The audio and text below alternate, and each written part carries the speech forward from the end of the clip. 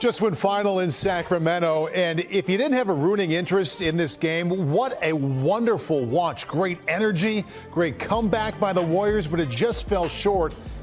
And they are the higher seed, but not many people expected the Kings to be at this point. They lead the defending champs 2-0 here in round one.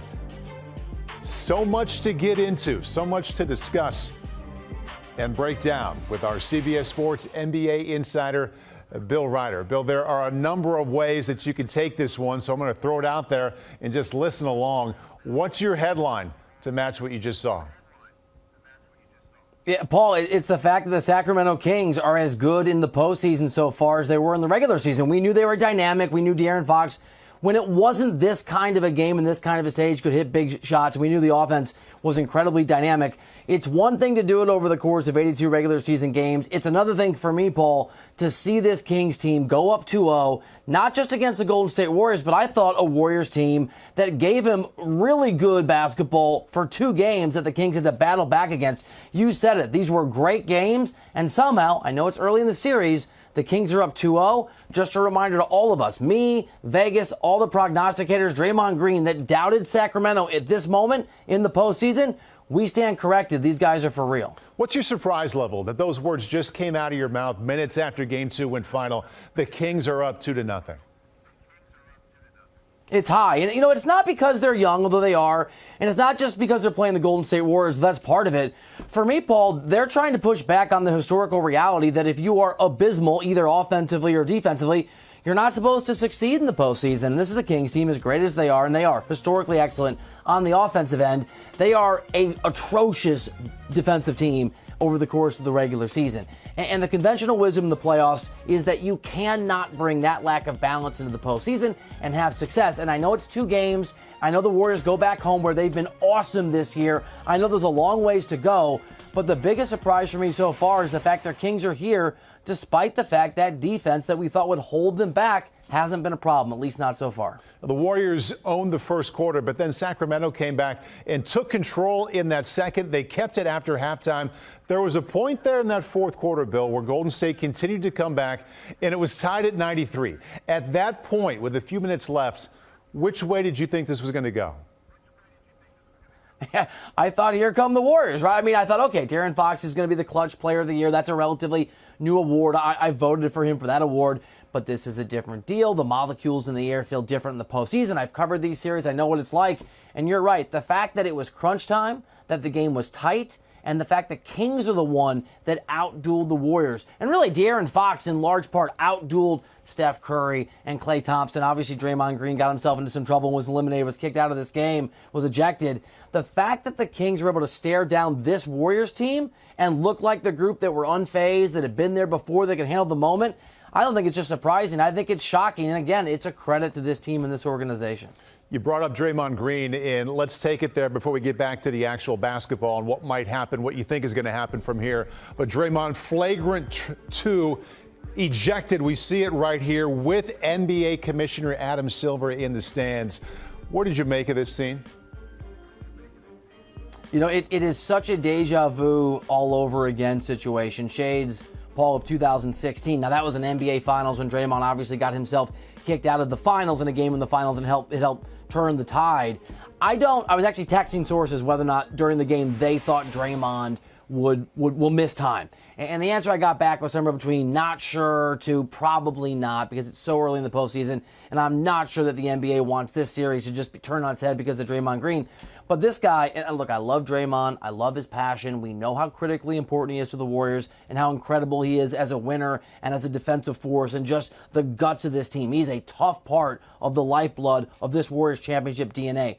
But you got to control yourself in any scenario. But going back to 2016, where he got carried away, where he injured a guy, where he kicked a guy where you're not supposed to, now he's stepping on Sabonis.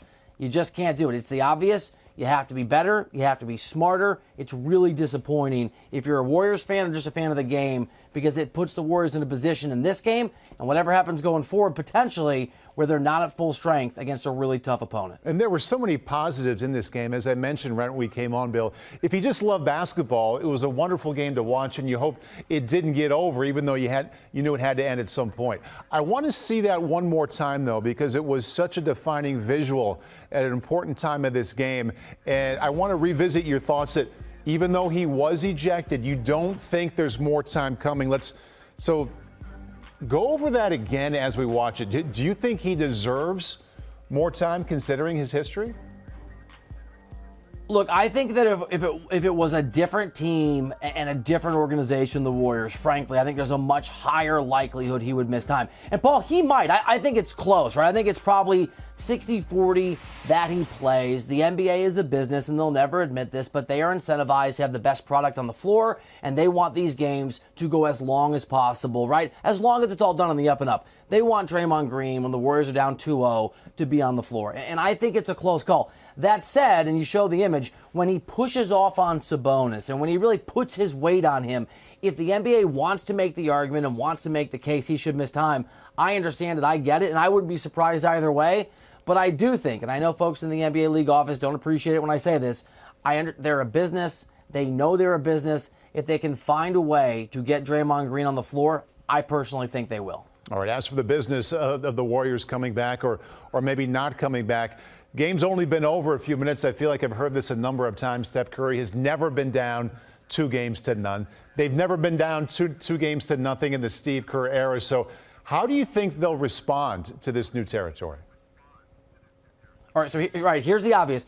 It's obviously not good. You do not want to be down 2-0, and I am in no way taking away from the Sacramento Kings' excellence and what they've accomplished. But Paul, I've covered enough of these series. I have told my wife and kids too often, Daddy's coming home when it's been, early, when it's 2-0 or 3-1, to know, I just know too well. You just never know. This Warriors team have been abysmal in the regular season on the road. I thought they played better in these games, but they obviously lost them. But they've been excellent at home. It would not shock me whatsoever for the Warriors to come back, win Game 3 at home, in their arena, in San Francisco, downtown, then put pressure on Sacramento, win that next game and get to 2-2. That's how these things tend to go. It's a long series. The Kings have earned this lead, but there's a long ways to go, at least for me. The Warriors have never been in this position, but they've won multiple championships. I don't think they're going to buckle, and I think there's a hell of a battle to go going forward if Sacramento's going to advance. Because Golden State is the defending champ, because the brand that they are, they get a lot of time right here, and also because of what Draymond Green did. But I do want to finish with Sacramento because they are the team up 2-0. For them to go up 3, for them to eventually win this series, Bill, of the many things they're doing well, what would you say is number one that they have to keep doing to keep this lead? I think it's something you touched on, Paul. I think it's their fearlessness. I think it is the fact that they look, and more importantly, they're playing utterly unfazed in the face of their first postseason appearance in what feels like a generation against a generationally great dynasty in the Golden State Warriors, and they look like a team that has absolutely no fear. They are shooting the rock even when it goes poorly. They started very badly from the three-point line. They're running their offense. They're playing at a high pace of play. That's not normally what we see in the postseason. Usually you go into more half-court offenses and rotations tend to shorten. Nope, the Kings are the Kings, the same team they were over 82 games. They're not afraid, and that fearlessness, which is really confidence in the face of their history, and this Warriors team is a big part of the reason they're up, and it's something they have to continue if they're going to get through this series. Hey, Bill, well done. That was fun. Let's see if another round one game can top what we saw tonight in Sacramento. The Kings have 2-0 on the Warriors. Bill Reiter, thank you. All right, we talked about the Warriors after losing Game 1. They've been in that spot where they lost Game 1, but Steph Curry, like we talked about, Steve Kerr, they have not been in this position where they're down 2-0 in a playoff series. We'll see now how they respond. Do you want a sports network that delivers everything that matters about the game? The highlights, the picks, the instant analysis, no yelling, no fake debates, no politics. Hit the subscribe button and never miss a moment.